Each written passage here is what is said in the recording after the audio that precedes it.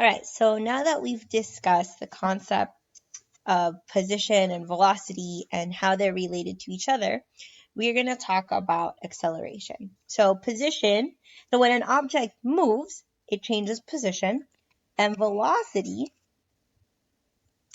is the rate of change of that object position. Okay. So it also tells you the direction of your object. So depending on whether your velocity is positive or negative, that can tell you what direction your object is moving. So we want to talk about acceleration, which happens to be a description of the rate of change of your velocity. So acceleration is the rate at which the velocity changes.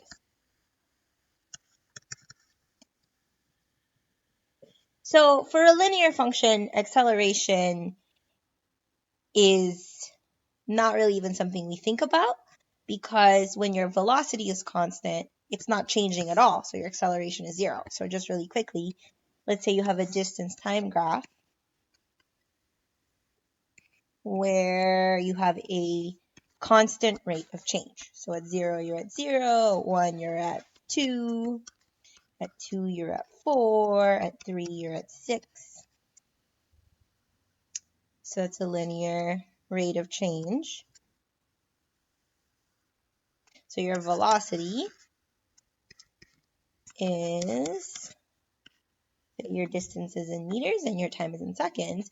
Well, your change in distance is 2 meters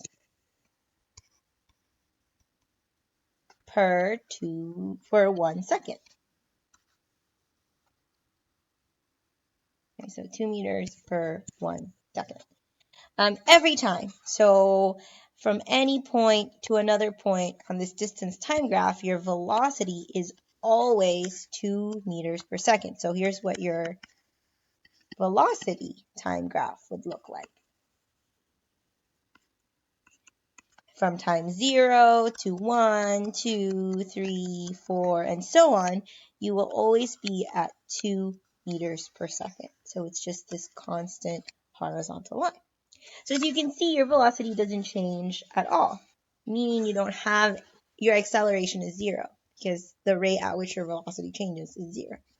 So for this example, acceleration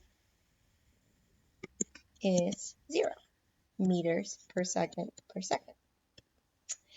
However, that's obviously not the case for a lot of different distance time graphs. Your velocity might indeed change depending on the graph. So an example would be, there is a problem you guys did with this student, Jin, and his velocity time graph looked like this. So they were saying this was, they showed you a graph of him walking to class and away from class, and his velocity graph ended up looking something like this. So here's time, here's velocity in meters per minute, and here's minutes. So at 0, he started out being at 20 meters per minute at time 0. And he walked for 20 meters per minute until 1.5 minutes.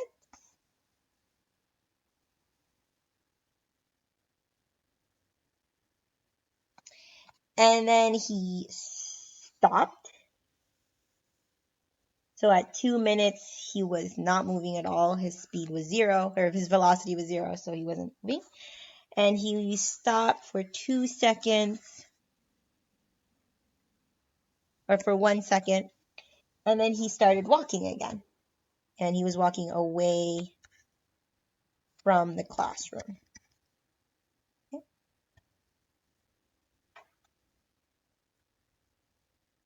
Okay. So as you can see, his velocity doesn't stay the same throughout the 4 seconds that he was walking. At first, it's at 20 meters per minute. Then it's at 0 meters per minute. Then it goes back up to 10 meters per minute. So there was a question where you had to write a piecewise function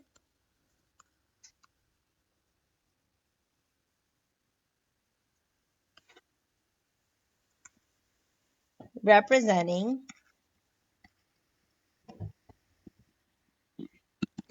Jin's acceleration.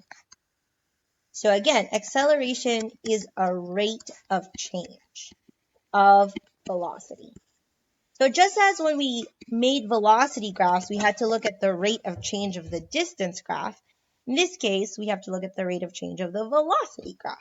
So rate of change is the slope of your graph during the following time intervals. So if we have to make a piecewise function describing those different slopes, we can see, okay, from 0 to 1.5 minutes, so from 0 to 1.5, my velocity slope was 0.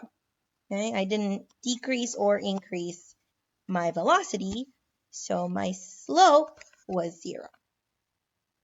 Then from 1.5 to 2, I decreased my velocity.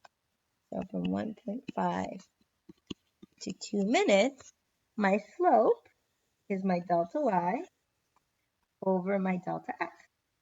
So here my delta y is 20 or negative 20 and my delta x is 1. So my function is negative 20. And then again, I stopped moving from 2 to 3 seconds. So I'm at 0 once again. There is no rate of change from 2 to 3 seconds. And then from 3 minutes. And then from 3 to 3.5 minutes, my slope is positive delta y, which is 10, over delta x, which is 0.5. So then my function will be 10 over 0.5t, which is positive 20t. So there's my piecewise function describing the rate of change of my velocity from 0 to 4 seconds. So there's a couple parts I want you to look at. So when your acceleration is 0, okay, what do you notice in your graph? You notice that your velocity stays the same. Okay, so in this case, your velocity when acceleration is 0, velocity is constant. Okay, it neither increases nor decreases. When your acceleration is negative, your velocity is decreasing.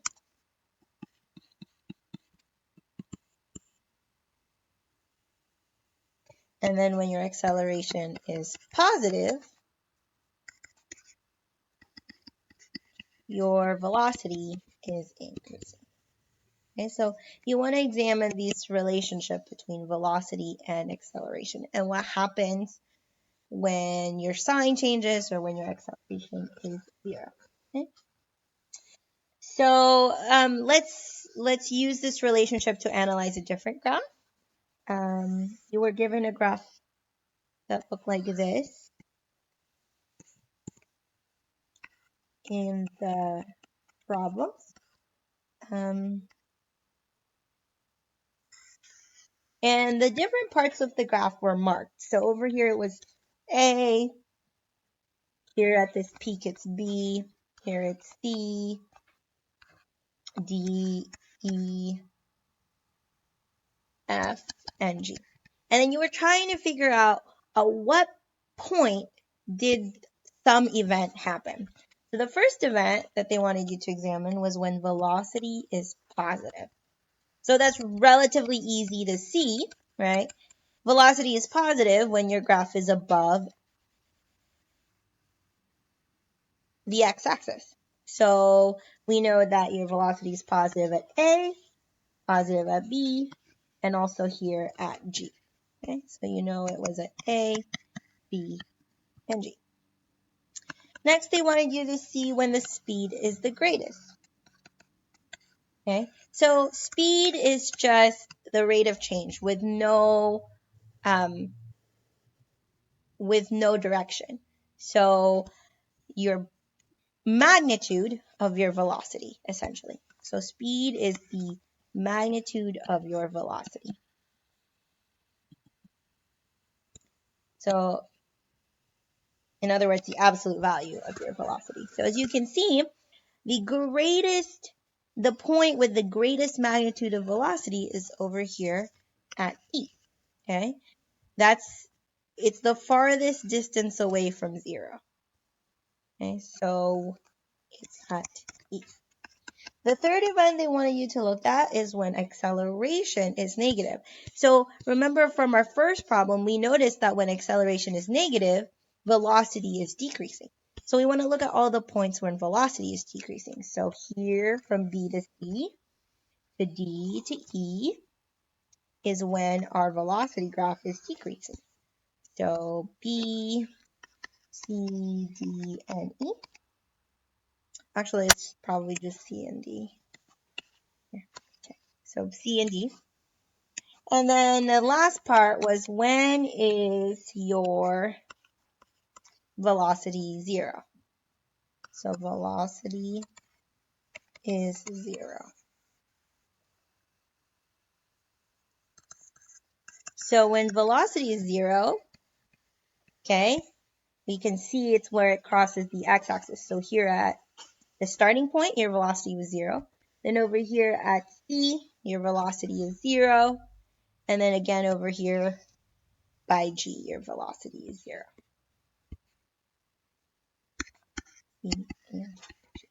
Okay, and so you know, first of all, that you're not moving when your velocity is 0. And think about what would happen to your acceleration at those points. So that's something I'm going to have you think about when velocity is 0, to see if you really understand the relationship between velocity and acceleration. So on your own, maybe you can try some practice problems.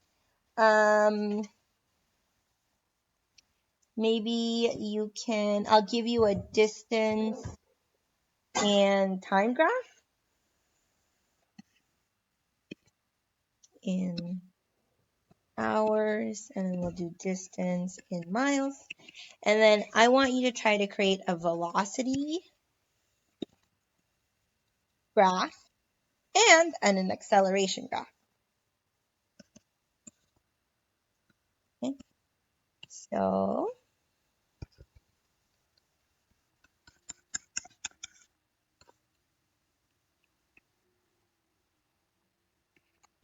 so using this distance time graph, I want you to make a velocity time graph and an acceleration time graph. See if you can figure out the relationship between the 3 components.